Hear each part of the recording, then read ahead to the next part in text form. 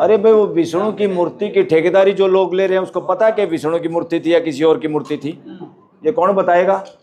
याचिकाकर्ता तो यही कह रहे हैं ना सर। नहीं नहीं, उसको कैसे पता चले किसकी मूर्ति थी? जिसकी गर्दन नहीं उसकी लाश का कैसे पता चला? कौन सा फार्मूला लगाया तो उसने? सर आप भी अपमान कर रहे हैं, देखिए। अरे छोड़ो ना अपमान। मैं तो हिंदू धर्म की कुरीतियों को दूर करने में रोल अदा कर रहा हूँ कि कोई भी नॉनसेंस पे आधारित कोई भी संप्रदाय नहीं टिक पाएगा। उसका विरोध करना हर नागरिक का परम कर्तव्य है, फंडामेंटल ड्यूटी है। ढोंग के विरोध खड़े होना, ढोंग का विरोध करना, सच्चाई का साथ देना।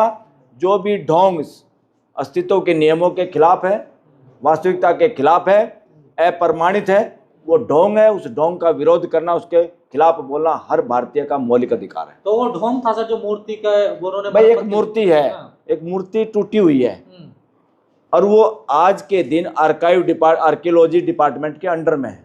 वो डिपार्टमेंट क्या काम करता पता आप लोगों को? उसका मतलब यह है जो चीज जैसी है यथास्थिति में रखने की उसकी जिम्मेदारी है। उससे ज़्यादा और नुकसान ना हो वो मेंटेन उसको करके रखे। वो क्यों रखे? ताकि किसी ने झूठी कथा कहानियाँ या इतिहास रचा है कि किसी ने मंदिर तोड़ा, किसी ने मूर्ति तोड़ी है, आज के दिन हम साइंटिफिक तरीके से भी और कई अन्य तरीकों से उस सच्चाई को जांच सकें। भाई असली में तोड़ा किसने है, पढ़ाया क्या जाता है, पढ़ाने वाली किताबें सही हैं या आज के दिन साइंटिफिक तरीके से खोज की हुई बातें सही हैं? तो किताबों में बहुत सारी चीज़ें, जितना ज्ञान होता है वैसी किताबें लिखी जाती हैं। किताबें आदमी लिखता है, किताबें आदमी से बड़ी नहीं होती। इंसान अस्तित्व को पढ़ता है, समझता है और किताबों में लिखता है, कल्पनाओं में कविता लिखता है। तो कोई भी किताब ऐसी नहीं जो इंसानों से बड़ी हो। मानव जाति इस धरती पे पूरे अस्तित्व को प्रकट करने का एक माध्यम है, नेचर में इटसेल्फ एक मॉडल है। लेकिन अगर इतना कुछ गलत नहीं कहा सीजेआई साहब ने तो फिर उन्होंने सफाई क्यों दी इस मामले पे पूरे पे? देखिए अरे कई बार छोटा बच्चा भी कोई नाराज हो जाए, दादा सफाई दे दे तो क्या बुराई है, राजी हो जाए बालक। इसलिए एक कंट्रोवर्सी जो पैदा करना चाहते हैं, जो कोई बात का बतंगड़ बनाना चाहते हैं, उनका मुंह कैसे बंद किया जाए बताइए। उन्होंने इसलिए वो कहा भाई हम तो सबका आदर करते हैं और हम सबका आदर करते भी हैं। तो इतना टारगेट क्यों किया गया उनको? टारगेट, जिन लोगों का काम टारगेट करने से बनता है वो अपना काम बनाना चाहते हैं। जो लोग टारगेट करके हिंदू विरोधी, फलाना विरोधी, उससे हो सकता है सीजीआई को भी एक बहाना उसको मिल गया हो कि सीजीआई को पकड़ो, सीजीआई को प्रेशर में डालो, फिर जैसे चाहेंगे ऐसे काम हो जाएंगे। ये सब एक षड्यंत्र है, बहुत गहरे षड्यंत्र देश की जनता को समझने होंगे। और जिस साथी ने वो मुकदमा लगाया वो हरियाणा से था और जिस समाज से था वो समाज मूर्ति पूजा का विरोधी है पहले से ही। अच्छा। वो स्वामी दयानंद के सिखाने से नहीं सीखा, स्वामी दयानंद उनसे सीखे, वहाँ के लोगों से। स्वामी दयानंद ने भी पहले जो बताते हैं जो किताब लिखी सत्यार्थ प्रकाश, उसमें संशोधन किया। क्यों किया? क्योंकि वहाँ के लोग उस चीज़ों से ज़्यादा जानते थे, समझते थे, जीते थे। उन लोगों को कैसे कंट्रोल किया जाए फिर उनके हिसाब से तो बोलना पड़ेगा। तो जो कुछ किताबों में लिखा जाता है वो अस्तित्व में समाज से समझा जाता है तभी लिखा जाता है। अरे अम्बेडकरवादी है सीजीआई, बौद्धिस्ट हैं, इसलिए उनको टारगेट किया गया है। अरे अम्बेडकरवादी तो हम भी हैं, अम्बेडकरवादी तो सारे हैं।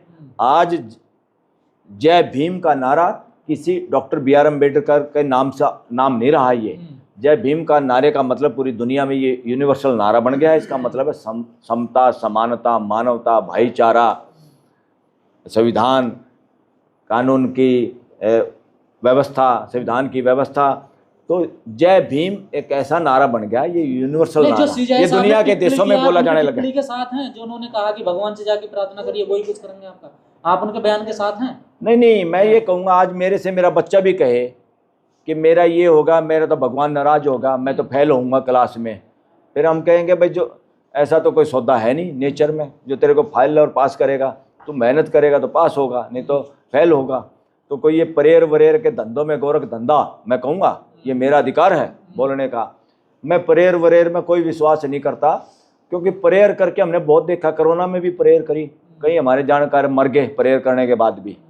प्रेयर करने के बाद कई बार बहुत घाटा हुआ, प्रेयर करने के बाद कई बार पैसे ही नहीं आए टाइम पे जब पैसों की जरूरत थी। तो कौन सी प्रेयर भाई, किसके पास है प्रेयर? याचिकाकर्ता मैं चैलेंज करता हूँ, मैं चैलेंज करता हूँ ऐसे सो कॉल्ड ढोंगियों को कि कोई एक प्रेयर बताए और उसका रिजल्ट साबित करे। ये साइंस का ज़माना है, आप प्रेयर करते हैं, रिजल्ट आता है, उसको भी आप साबित कर सकते हैं, उसको अध्ययन का विषय है ये। मलिक साहब, अम्बेडकरवादी माना जाता है सीजीआई को, तो देश के अम्बेडकरवादियों को निशाना साधा जा रहा है, वो अरे निशाने पर हैं। आज ये संविधान हमने सबने आत्मसात कर रखा, जिसने संविधान आत्मसात कर रखा वो सारे तो अम्बेडकरवादी हैं।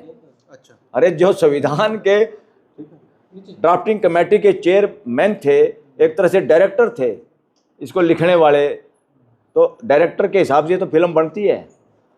हमारे यहाँ वकील, जो मेन वकील होता है, वो अपनी पूरी टीम को डायरेक्शन देता है, ड्राफ्टिंग कैसे करनी है उसको चेक करता है, उसको चेंज करता है, फिर उसको कैसे टाइप करना है उसको पता होता है, मेरे को आर्गूमेंट कैसे करने हैं।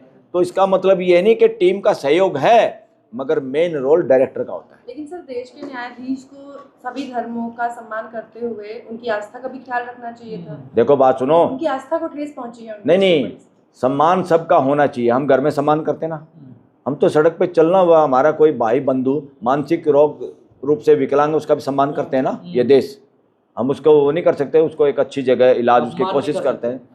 कोई गरीब है, लाचार है, बीमार है, इवन कोई मरा हुआ भी पड़ा है, उसको भी अपना मान के हम संस्कार करते हैं ना, उठाते हैं ना, दया आती है ना।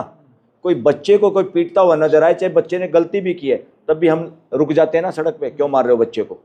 तो ये चीज़ें तो पूरी मानव जाति में है, पूरी मानव जाति का एक ही सॉफ्टवेयर है।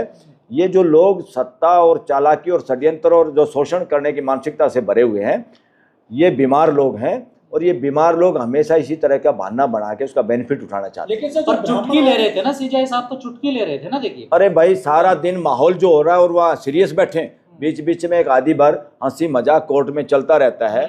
और ये चुटकी लेने का मतलब किसी को अपमान करना नहीं है। चुटकी लेने का तो ये है कि कोई सबूत आता है। पहली बात तो ये चोर दरवाजा था, इसके जरिए क्या हो सकता था कि एक बार किसी मूर्ति को हटवा के वहाँ विष्णु की मूर्ति टेक दो, तो फिर तो जितनी मूर्तियाँ टूटी हुई है, बहुत सारे लोग कहते हैं तोड़ने वाले भी ऐसे ही लोग हैं, और ये तोड़ने वाले लोग हैं। अब वो साबित हो रही है, कार्बन डेटिंग से, नक्शे से, फोटोग्राफी से सिद्ध किया जा सकता है वो तोड़ी हुई है।